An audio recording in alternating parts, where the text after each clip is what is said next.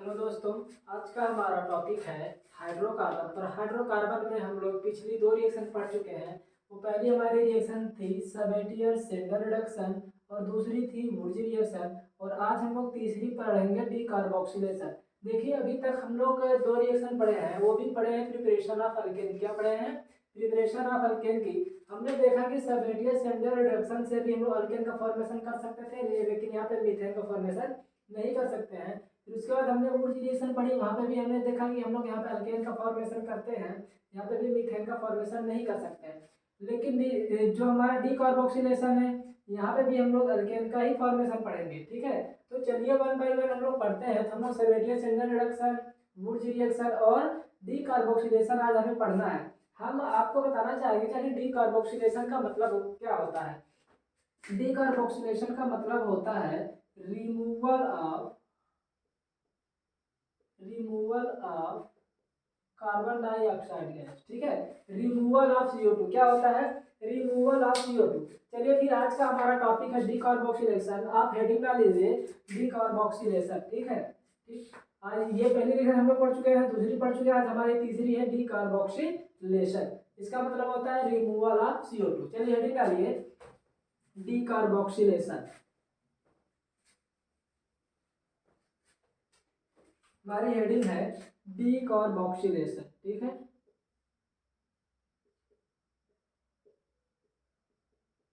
Decarboxylation. देखिए, D का मतलब क्या होता है? डी का मतलब होता है रिमूव। क्या होता है? रिमूव। और कार्बोक्सिलेशन का मतलब होता है CO2। क्या होता है? CO2। तो इन दोनों को मिला के हमारा हो गया रिमूवल ऑफ CO2। क्या हो गया? Removal of CO2। देखिए कैसे। हम एक कार्बोक्सिलिक एसिड लेंगे। क्या लेंगे? कार्बोक्सिलिक एसिड लेंगे। और यहाँ से हम CO2 गैस क्या करेंगे? CO2 गैस को बाहर जब निकालते हैं तो हमें अल्केन का फॉर्मेशन देखने मिलता है। किसका मिलता है? अल्केन। जब हम यहाँ से CO2 क्या निकालेंगे? CO2 गैस को बाहर निकालेंगे तो हमें अल्केन का फॉर्मेशन देखने को मिलता है। ठीक है, अब देखिए, हमारा जो डीकार्बोक्सिलेशन होता है, क्या जो हमारा डीकार्बोक्सिलेशन है वो कितने प्रकार का होता है? यह दो प्रकार का होता है। पहला होता है इलेक्ट्रिकल मेथड। पहला क्या होता है? Electrical method. पहला है इलेक्ट्रिकल मेथड, जिसको हम लोग नाम दिए हैं कोलबेज इलेक्ट्रोलिसिस। क्या? कोलबेज इलेक्ट्रोलिसिस। फिर दूसरा हमारा है केमिकल मेथड। क्या है?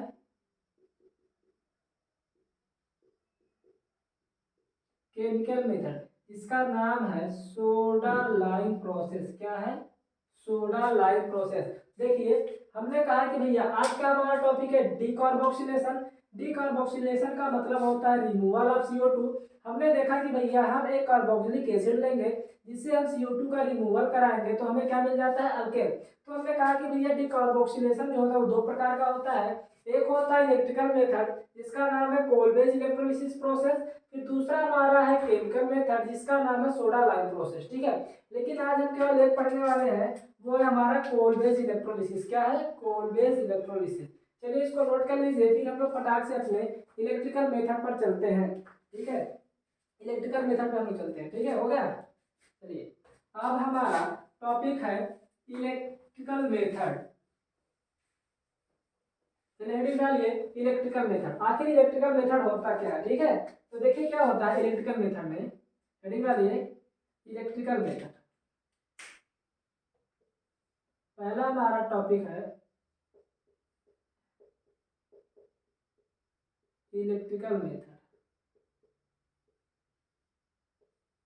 हमने बताया है इसका नाम है कोलबेज इलेक्ट्रोलिसिस। क्या नाम है? कोलबेज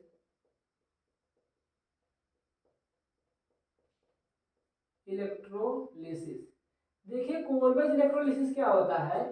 कोलबेज इलेक्ट्रोलिसिस में हम लोग क्या करते हैं, या तो सोडियम का या तो पोटेशियम का हम कार्बोक्सिलिक एसिड का साल्ट लेते हैं, उससे हम क्या करते हैं, इलेक्ट्रोलिसिस करा देते हैं। तो जो भी रिएक्शन निकल के आती है, जो भी प्रोडक्ट हमारा निकल के आता है, वो हमारा होता है अल्केन। क्या होता है, अल्केन। इस प्रोसेस से हम अल्केन भी बना सकते हैं, अल्कीन भी बना सकते हैं और अल्काइन भी बना सकते हैं। इस प्रोसेस से हम तीनों चीज बना सकते हैं। चलिए देखते हैं वन बाय वन आखिर होता क्या है। देखिए क्या होता है, हम कोलेज इलेक्ट्रोलिसिस करने के लिए क्या लेते हैं, एक लेते हैं स्ट्रॉन्ग बेस। क्या लेते हैं, स्ट्रॉन्ग बेस। क्योंकि हमारा जो कार्बोक्सिलिक एसिड है वह वीक इलेक्ट्रोलाइट होता है। कैसा होता है, वीक इलेक्ट्रोलाइट होता है, ठीक है। इसीलिए हम इसके साथ एक स्ट्रॉन्ग बेस लेते हैं। क्या लेते हैं, NaOH। यहाँ पे आपके OH भी ले सकते हैं, ठीक है, लेकिन यहाँ पे हम लोग क्या ले रहे हैं, NOH। ये कैसा होता है, स्ट्रॉन्ग बेस होता है। ये कैसा होता है, वीक इलेक्ट्रोलाइट। कैसा होता है, वीक इलेक्ट्रोलाइट, ठीक है। अब देखिए जब हम इससे रिएक्शन करा देंगे तो होता क्या है, यहाँ से RCO, यहाँ से H, यहाँ से OH निकल के चाहे क्या होता है, जब हम यहाँ से इसको करा देंगे तो हमें मिलता है एक स्ट्रॉन्ग इलेक्ट्रोलाइट। क्या मिल जाता है, स्ट्रॉन्ग इलेक्ट्रोलाइट RCOONA। फिर हमें मिल जाता है यहाँ पे वाटर। क्या मिल जाता है, वाटर। देखिए हम यहाँ पे पोटेशियम भी ले सकते हैं। क्या, यहाँ पे हम पोटेशियम भी ले सकते हैं, ठीक है। तो कुछ भी ले सकते, चाहे पोटेशियम ले लो चाहे सोडियम ले लो, दोनों क्या है, एक स्ट्रॉन्ग बेस है और ये यह क्या है, एक वीक इलेक्ट्रोलाइट है। तो हमें हमें क्या मिल जाता है, RCOONA प्लस H2O। वाटर क्या हो जाता है, निकल जाता है। अब इसी का हम लोग क्या करा देते हैं, इलेक्ट्रोलिसिस। लिखिए इसको, फिर हम लोग आगे बढ़ते हैं। अब हम लोग इसी का करा देते हैं इलेक्ट्रोलिसिस, ठीक है। हो गया, एक पॉइंट लिख लीजिए, सोडियम और पोटेशियम साल्ट। लिखिए पॉइंट बना के, सोडियम और potassium salt of carboxylic acid लेंगे, ठीक है। इसका हम क्या करा देंगे, इलेक्ट्रोलिसिस। क्या करा देंगे, इलेक्ट्रोलिसिस। चलिए हो गया, तो आगे बढ़ते हैं हम लोग, ठीक है। चलिए अब हम लोग वन बाय वन आगे बढ़ते चले जाएंगे, आखिर इसका इलेक्ट्रोलिसिस होता कैसे है। एक एग्जांपल लेते हैं हम लोग। चलिए हमारा एग्जांपल है, हम क्या ले लिए, CH3COONA, ठीक है, प्लस हम लोग ले लिए वाटर। अब इसका हम लोग कराएंगे इलेक्ट्रोलिसिस। जब हम लोग इसका इलेक्ट्रोलिसिस कराते हैं तो देखिए क्या बनता है, इलेक्ट्रोलिसिस जब करा देंगे तो देखिए हमें क्या मिलता है, हमें मिलता है CH3 प्लस 2NaOH, ठीक है, प्लस 2CO2 प्लस हाइड्रोजन, ठीक है। यहाँ पे हम रिएक्शन को बैलेंस कर सकते हैं इस प्रकार, इस प्रकार, ठीक है, रिएक्शन को बैलेंस कर सकते हो, ठीक।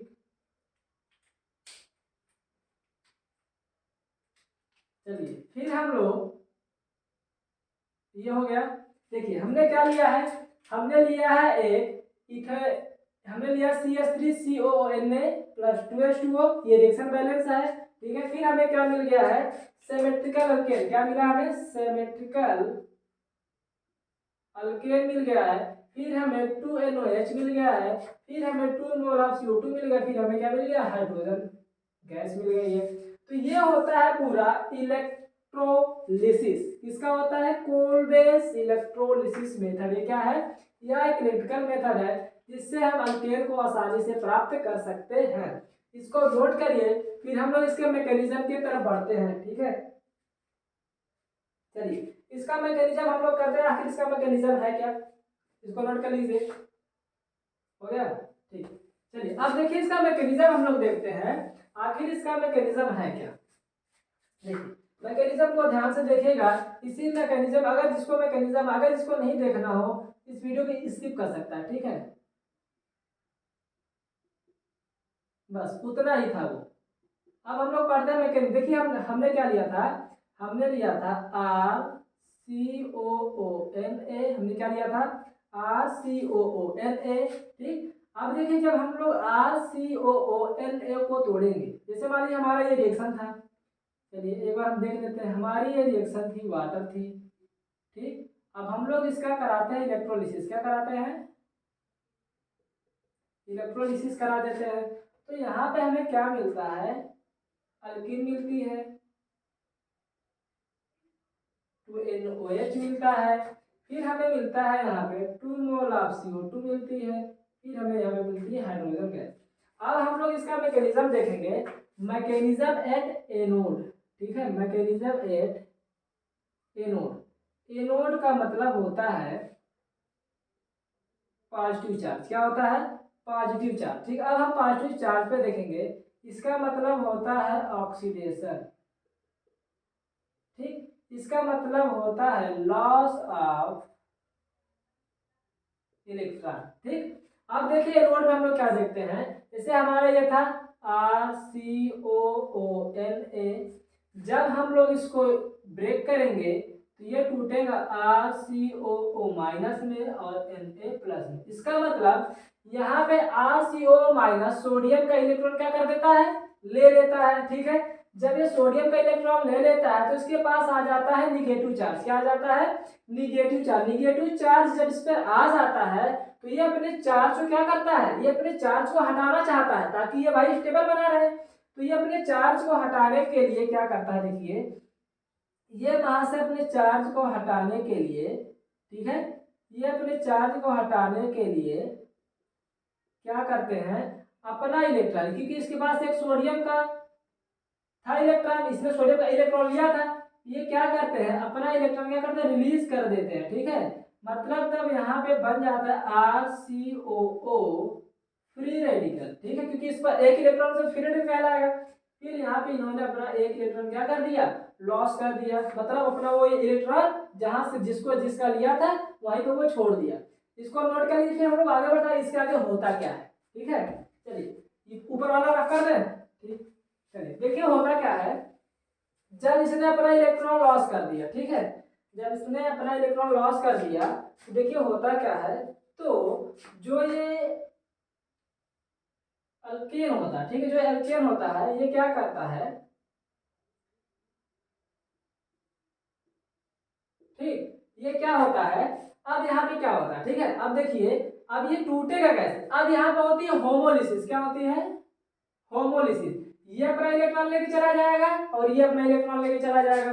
जब ये होमोलिसिस हो जाती है तो यहाँ पे, ठीक है, जब ये होमोलिसिस हो जाती है, ठीक है, अगर देखा जाए, ठीक है, अगर देखा जाए यहाँ पे, अच्छा बताइए क्या होगा, होमोलिसिस होगा कि इलेक्ट्रोलिसिस होगा, बताइए, ठीक है। चलिए हम लोग ये और तरीके से कर सकते हैं, चलिए अच्छा कोई बात नहीं। यहाँ पे देखिए अब यहाँ पे होगा होमोलिसिस। अब ये महाशय जो ये होंगे ये भी अपना इलेक्ट्रॉन लेके चले जाएंगे, ठीक। अब प्लस बचे ये, अब ये जो है ये भी अपना इलेक्ट्रॉन लेके चले जाएंगे, तो यहाँ पे भी फ्री रेडिकल और यहाँ पे भी फ्री रेडिकल। तो ये दोनों क्या करते हैं, आपस में कंबाइन करके क्या कर लेते हैं, एक बॉन्ड बना लेते हैं।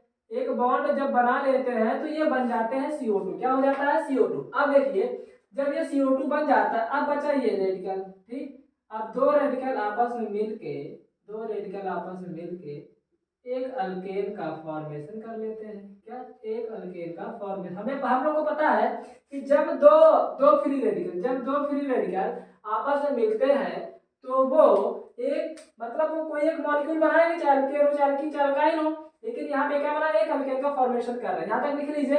अब देखिए ये तो हो गया एट एनोड पर, क्या हो गया, एट एनोड पर। यहाँ पे देखिए वाटर कैसे टूटेगा, यहाँ पे जो हमारा वाटर था ये कैसे टूटेगा बताइए। हमारा जो यहाँ पे वाटर था वो H प्लस और OH माइनस में टूटता है। इसको पहले नोट कर लीजिए, फिर हम लोग आगे बढ़ते हैं। एट कैथोड पे देखेंगे, क्या पे देखेंगे, अब देखिए कैथोड पर क्या होता है, इसको नोट कर लीजिए। अब देखिए कैथोड पर क्या होता है, चलिए इसको हो गया। चलिए अब हम लोग कैथोड पर देखेंगे आखिर कैथोड पर क्या होता है, ठीक। अब हम लोग कैथोड पर देखेंगे, कैथोड पे होता क्या। देखिए हम लोग ये किए थे, हमने ये लिया था RCOO Na, RCOO Na को हमने तोड़ा था RCOO minus plus Na plus, ठीक है। उसके बाद हमने वाटर को तोड़ा, वाटर को हमने तोड़ा, वाटर हमें पता है H प्लस और OH माइनस टूटती है। अब हम लोग करने जा रहे हैं एट कैथोड पे। कहाँ पे? एट कैथोड पे। कैथोड का मतलब होता है पॉजिटिव चार्ज। क्या होता है? Positive charge. पॉजिटिव का मतलब होता है, अब यहाँ पे क्या होगा? रिडक्शन, मतलब गेन ऑफ इलेक्ट्रॉन। क्या होगा? गेन ऑफ इलेक्ट्रॉन होगा। अब देखिए यहाँ पे जो ये H प्लस बचा, क्या जहाँ पे जो H प्लस बचा है, अब वो क्या होता है? अब यहाँ पे जो H प्लस बचा है और जो यहाँ पे इलेक्ट्रॉन, यहाँ पे जो हमारे महाशय जो इलेक्ट्रॉन छोड़े थे, जो RCO माइनस था, जो यहाँ पे इलेक्ट्रॉन ये छोड़ा था एक इलेक्ट्रॉन, अब उसी इलेक्ट्रॉन को ये क्या करेंगे? ग्रहण कर लेंगे। ग्रहण करने के बाद जब ये उससे इलेक्ट्रॉन ले लेंगे, क्योंकि यहाँ पे लॉस हुआ था, अब वहां पे जितना भी इलेक्ट्रॉन लॉस हुआ था, मतलब एनोड पर जितना भी इलेक्ट्रॉन लॉस हुआ था, वो कैथोड पर आके क्या होगा? गेन होगा, ठीक है। कैथोड पर आके क्या होगा? गेन होगा। जब यहाँ पे गेन हुआ तो बना ये 2H। अब इसको थोड़ा सा और हम लोग प्रोसेस को आगे बढ़ा लेते हैं, तो इसको हम मॉडिफाई कर लेते हैं हाइड्रोजन में। कहाँ कर लेते हैं? हाइड्रोजन में। अब देखिए हमें यहाँ यह पता चला कि भैया हमें यह देखने को मिला कि एनोड पर क्या, कि एनोड पे हमें देखने को मिला कि वहां पे हमें CO2 गैस मिलती है। कौन सी गैस मिलती है? CO2 गैस मिलती है। और हम कैथोड पर देखते हैं क्या, और हम कैथोड पर देखते हैं कि यहाँ पे हमें कौन सी गैस मिल रही है? Hydrogen gas. कौन सी गैस मिल रही है? हाइड्रोजन गैस मिल रही है, ठीक है। देखिए यहाँ पे हमने क्या किया? RCOONA को तोड़ा हमने, तो हमें मिला RCO minus plus Na plus. फिर हमने वाटर को तोड़ा, हमें पता है वाटर H प्लस और OH माइनस टूटता है। फिर हम लोग एनोड पे देख चुके थे कि भैया एनोड क्या होता है? निगेटिव चार्ज होता है, वहां पे ऑक्सीडेशन होता है, मतलब लॉस ऑफ इलेक्ट्रॉन होता है। तो वहां पे जो जो ये RCO माइनस जो था, जो इलेक्ट्रॉन सोडियम का लिया था, वहां पर उन्होंने एक इलेक्ट्रॉन को क्या कर दिया था? लॉस कर दिया था। फिर वही इलेक्ट्रॉन कौन पकड़ता है? यहाँ पे वही इलेक्ट्रॉन H प्लस पकड़ लेता है। H प्लस पकड़ने के बाद, क्योंकि भाई जो रिएक्शन इसको बैलेंस करनी है, तो रिएक्शन बैलेंस कर सकते हो। यहाँ पे दो, यहाँ पे दो, तो यहाँ पे भी दो कर सकते हो, और यहाँ पे भी दो कर सकते हो, यहाँ पे भी दो कर सकते हो, यहाँ पे भी दो कर सकते हो, और यहाँ पे भी दो कर सकते हो, ठीक है।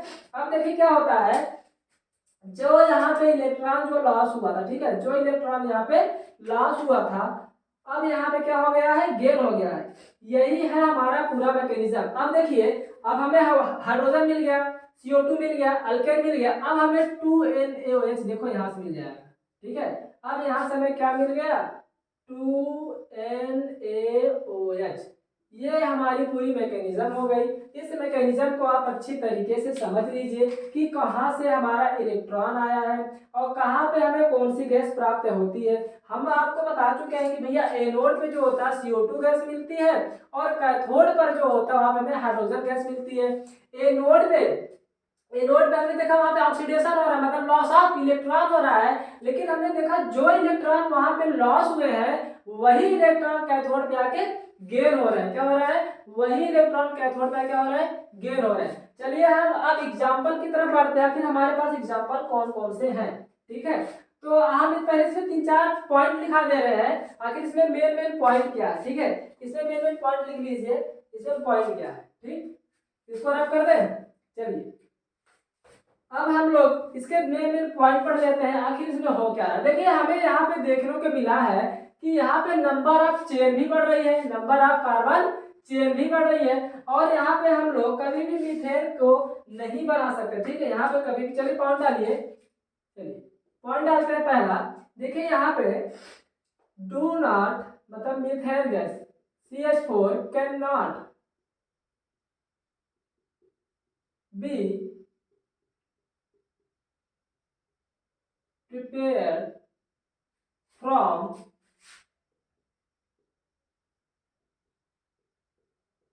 दिस रिएक्शन, ठीक। ये पहला पॉइंट हो गया। दूसरा हमारा पॉइंट है ascending of ascending of number of carbon atom या कार्बन चेन भी लिख सकते हो। मतलब वहां पे देखिए एक कार्बन था, लेकिन जब यहाँ पे हम लोग रिएक्शन को आगे बढ़ाते हैं तो वहां पे हमें नंबर ऑफ कार्बन एटम बढ़ने को देखने को मिलते हैं। ठीक है, वहां पे नंबर ऑफ कार्बन क्या होते हैं, बढ़े हुए होते हैं। ठीक, लिख लीजिए, this method also can be prepared, this method also can be prepared alkane alkene and alkyne. मतलब इस प्रोसेस से हम तीनों बना सकते हैं। ठीक है, अल्केन भी, अल्कीन भी और अल्काइन भी बना सकते हैं। ठीक है, अब चलिए वन बाय हम एग्जांपल की तरफ बढ़ते हैं। तीन मेथड जोड़े, ये बिल्कुल वुड रिएक्शन की तरीके से है। यहाँ पे भी हम डिस्प्रपोर्शनल रिएक्शन देखने को मिलती है। ठीक है, यहाँ पे भी फ्री रेडिकल मैकेनिज्म फॉलो होता है, लिख सकते हो फ्री रेडिकल मैकेनिज्म फॉलो। ठीक है, फ्री रेडिकल मैकेनिज्म को ये क्या करता है, फॉलो करता है। पहला पॉइंट क्या है, इससे हम मेथेन गैस को नहीं बना सकते हैं। यहाँ पे हमें नंबर ऑफ कार्बन चेन बढ़ने को देखने को मिलती है। यहाँ से हम अल्केन, अल्कीन और अल्काइन भी बना सकते हैं। यहाँ पे ये फ्री रेडिकल मैकेनिज्म को फॉलो करता है। ठीक है, इसको नोट कर लीजिए, फिर हम लोग एग्जाम्पल की तरफ बढ़ते हैं। ठीक, चलिए अब हमारा एग्जाम्पल आता है, वन बाय वन करके आप लोग बस एग्जाम्पल देखते जाइए। ठीक है, एग्जाम्पल बहुत इंपॉर्टेंट है। चलिए पहला हम लोग एग्जाम्पल लेते हैं। ठीक है, हमने एग्जाम्पल लिया,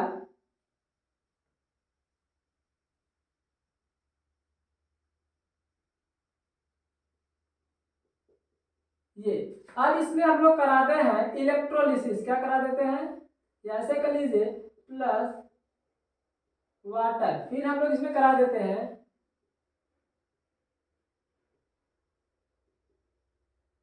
इलेक्ट्रोलिसिस। अब जब हम इसमें इलेक्ट्रोलिसिस कराएंगे, हमें पता है यहाँ से क्या होगा, ये पूरा गायब हो जाएगा। ठीक है, बस बहुत सिंपल मेथड है। यहाँ से क्या हो जाएगा, अगर किसी को मैकेनिज्म नहीं याद रखनी है, बस जहाँ CONO है ये पूरा क्या कर दो, गायब कर दो। क्या कर दे दो, गायब कर दो। लेकिन जब ये CONO माइनस गायब होगा तो यहाँ पे क्या, हमने कहा था कि यहाँ पे सब क्या लेंगे, डबल ही लेंगे। ठीक है, अब हमें मिल जाती है बाईसाइक्लोहेक्सेन। क्या मिलती है, इसका नाम है बाई साइक्लोहेक्सेन। ठीक है, तो हमें ये देख लो, ये प्रोडक्ट देखने को मिलता है। ये तो हमारी पहला एग्जांपल था। ठीक है, अब हम दूसरा एग्जांपल की तरफ बढ़ते हैं। दूसरा एग्जांपल हमारा है,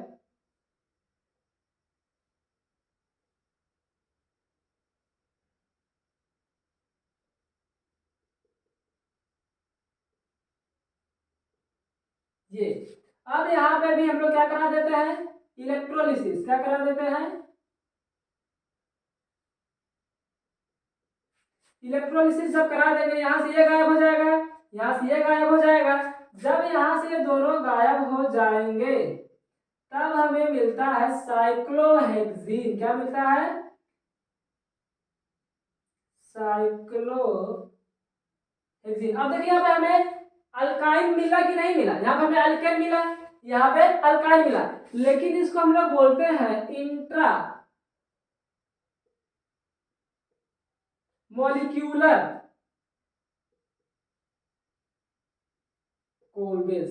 क्या, इंट्रा वहां पे हम लोग पढ़े थे इंट्रा मॉलिक्यूलर वुड्स रिएक्शन, यहाँ पर हम लोग पढ़े इंट्रा मॉलिक्यूलर कोल, मतलब एक ही मॉलिक्यूल में क्या हो जाए, एक ही मॉलिक्यूल में क्या हो जाए, कोलबेस हो जाए। ठीक है, इसी ही मॉलिक्यूल में अगर हम ये दो ले लेते, क्या ले लेते, दो लेते, तो एक ये भी प्रोडक्ट हमारा बन सकता था। ठीक है,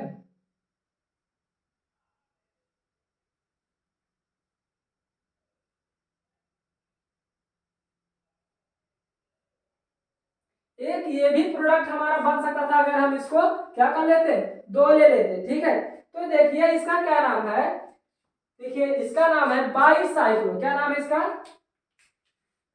बाईसाइक्लो, क्योंकि दो साइकिल है। Bicyclo 4,4,0 decane. ठीक है, इसका क्या नाम है? बाईसाइक्लो। दो साइकिल है, फोर, एक दो, ठीक है, यहाँ देखिए 1 2 3 4 5 6 7, मतलब चार, ये चार यहाँ पे 0 0। ठीक है, तो क्योंकि ये ब्रिज कार्बन क्या है, ब्रिज कार्बन को हम काउंट नहीं करते, ये हमारे क्या है, ब्रिज कार्बन के। जब हम लोग आईपीएससी पढ़ेंगे तो हम लोग पढ़ेंगे इसका नाम लिखना। ठीक है, ये है bridge carbon. Bridge carbon counting नहीं करते। 1 2 3 4, 1 2 3 4, 4,4,0 ठीक है, 1 2 3 4 5 6 7 8 9 10। ठीक है, लिख लीजिए। फिर हम लोग अपने नेक्स्ट एग्जांपल की तरफ बढ़ते हैं। लिख लीजिए, चलिए हो गया। चलिए अब हमारा नेक्स्ट एग्जांपल आने वाला है। ठीक है, अब हमारा नेक्स्ट एग्जांपल आने वाला है। देखिए बहुत ही बेहतरीन एग्जांपल आने वाला है आगे। ठीक है, 2 3 ऐसे एग्जांपल है जो बहुत ही बेहतरीन एग्जांपल है। ठीक, चलिए अब हमारा एग्जांपल आने वाला है भैया, तैयार रहिएगा। ठीक है, हमारा एग्जांपल है,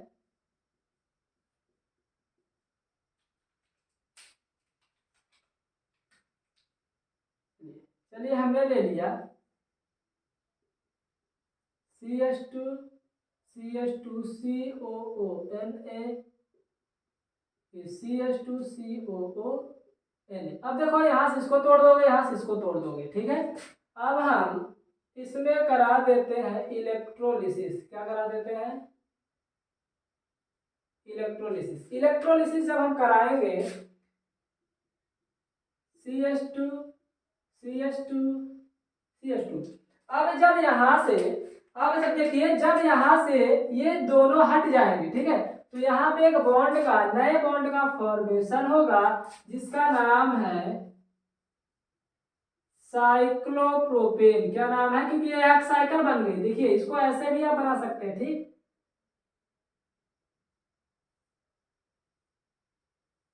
ठीक है, ये हो गई हमारी मिथेन इथेन प्रोपेन। मतलब एक कार्बन को मिथेन, फिर मिथेन, फिर इथेन, फिर प्रोपेन, तो क्या हो गया? साइक्लोप्रोपेन। ठीक है, लिख लीजिए। अब हमारा बहुत ही बेहतरीन एग्जांपल आ गया है आपके सामने। ये हमारा लास्ट एग्जांपल है। देखिए जैसे हम लोग ले लेते हैं ये,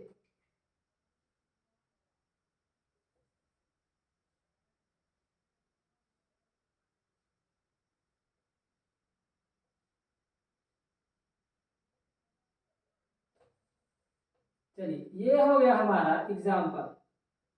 बस ध्यान से देखते जाइए, बहुत ही इजी टॉपिक है। ठीक है, बस इसको हमेशा आपको पर डे रिवाइज करना पड़ेगा। ऑर्गेनिक ऐसी चीज है जिसको आपको हमेशा रिवाइज ही करना पड़ेगा। ठीक, फिर हम इसमें करा देते हैं इलेक्ट्रोलिसिस। ठीक है, जब हम इसमें इलेक्ट्रोलिसिस करा देते हैं, देखिए ये कट, ये कट, बस कट मारते जाओ। और एक, जब दो कटेंगे, जब दो हटेंगे तो एक बॉन्ड का फॉर्मेशन होगा, ध्यान देना। तो हमें देखिए क्या मिलता है, हमें एक बेंजीन रिंग देखने को मिलती है जो मोस्ट स्टेबल होती है। कैसी होती है? मोस्ट स्टेबल बेंजीन रिंग, सबको पता होगा ये मोस्ट स्टेबल होती है। ठीक है, बेंजीन रिंग। देख लीजिए ये हमारा लास्ट एग्जांपल था, नोट कर लीजिए, फिर हम लोग चलते हैं आगे।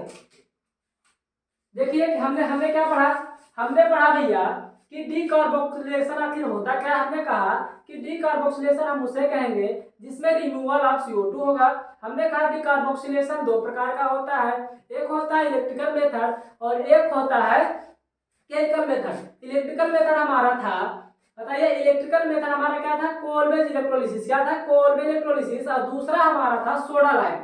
अब देखिए हमने इसमें से पहला पढ़ लिया है कोलबेज इलेक्ट्रोलिसिस। हमने कहा कि भैया कोलबेज इलेक्ट्रोलिसिस क्या होती है? कोलबेज इलेक्ट्रोलिसिस कुछ नहीं होती भैया, वहां पे हम सोडियम या पोटेशियम का कार्बोक्सिलिक साल्ट लेंगे और उसका हम क्या करा देंगे? इलेक्ट्रोलिसिस। जब हम एक स्ट्रॉन्ग बेस लेते हैं, क्योंकि भैया जो हमारा कार्बोक्सिलिक एसिड है वो वीक इलेक्ट्रोलाइट है, वीक इलेक्ट्रोलाइट होने के कारण वह रिएक्शन को आगे नहीं नहीं बढ़ा सकता, ठीक है। इसलिए वहां हम लोग लेते हैं स्ट्रॉन्ग बेस, ताकि रिएक्शन बैक ना हो जाए। जब हम स्ट्रॉन्ग बेस लेते हैं तो वहां पे हमें सोडियम का साल्ट मिलता है, कार्बोक्सिलिक एसिड का सोडियम साल्ट मिलता है। फिर हम उसका करा देते हैं इलेक्ट्रोलिसिस। इलेक्ट्रोलिसिस कराने के बाद हमें वहां पे देखने को मिलता है कि भैया एक अल्केन का फॉर्मेशन हो रहा है। कोई ऑलवेज इलेक्ट्रोलिसिस हम अल्केन, अल्कीन, अल्काइन भी प्राप्त कर सकते हैं। अभी हम एक एग्जांपल और करा दे रहे हैं ताकि आपको क्लियर हो जाए। आखिर हम लोग अल्कीन कैसे प्राप्त करेंगे, ठीक है। क्या अल्कीन कैसे प्राप्त करेंगे और अल्काइल कैसे प्राप्त करेंगे, ठीक है। इसको नोट कर लीजिए, दो एग्जांपल और दे देते हैं, ठीक है, ताकि आपको क्लियर हो जाए पूरा। चलिए अब देखिए हमारा दूसरा एग्जांपल, मतलब नेक्स्ट एग्जांपल है, आखिर हम लोग अल्कीन कैसे बनाएंगे। तो चलिए अल्कीन बनाने के लिए हम एग्जांपल ले लेते हैं CH2 single bond, CH2 COONA COONA। अब हम इसका क्या करा देंगे, इलेक्ट्रोलिसिस, ठीक है। अब हम इसका करा देंगे, देखिए जब ये टूटेगा, जब ये दोनों बार टूटेंगे, तब हमने कहा था कि भैया एक नए बॉन्ड का क्या होगा, फॉर्मेशन होगा। अब ये हो गया हमारा इथीन, क्या हो गया, इथीन। अब देखिए अगर अगर इसी इथीन में, जैसे मान लीजिए ये इथीन था, ये CONA हमने जोड़ दिया, यहाँ पे भी हमने COONA जोड़ दिया। यहाँ पे हम इसका इलेक्ट्रोलिसिस कराते हैं। जब हम यहाँ पे इसका इलेक्ट्रोलिसिस कराएंगे, यहाँ से भी ये टूटेगा, फिर यहाँ से भी एक नया बॉन्ड जुड़ेगा, ठीक है। यहाँ पे भी नया बॉन्ड जुड़ेगा। अब देखिए हो गया हमारा इथाइन, क्या हो गया, इथाइन। अब देखिए यहाँ पे भी डबल बॉन्ड और ट्रिपल बॉन्ड का फॉर्मेशन हो गया। तो हमें स्पष्ट रूप से पता चल गया कि भैया कोलबे इलेक्ट्रोलिसिस से हम लोग अल्केन, अल्कीन और अल्काइल तीनों बना सकते हैं, ठीक है। वन बाय वन हमने एग्जांपल देकर आपको समझाया, उसका मैकेनिज्म बताया कि भैया एनोड पर हमें क्या मिलता है, CO2 गैस मिलती है, और कैथोड पर हमें क्या मिलता है, हाइड्रोजन गैस मिलती है, ठीक है। अब आप इसको नोट कर लीजिए। अब हम लोग अपने नेक्स्ट टॉपिक पर बढ़ते हैं, सोडा लाइम। किसके तरफ बढ़ते हैं, सोडा लाइम की तरफ बढ़ते हैं, ठीक है। इसको नोट कर लीजिए, फटाक कर दे, इस चीज को नोट कर लीजिए फटाक से, चल आगे बढ़ते हैं।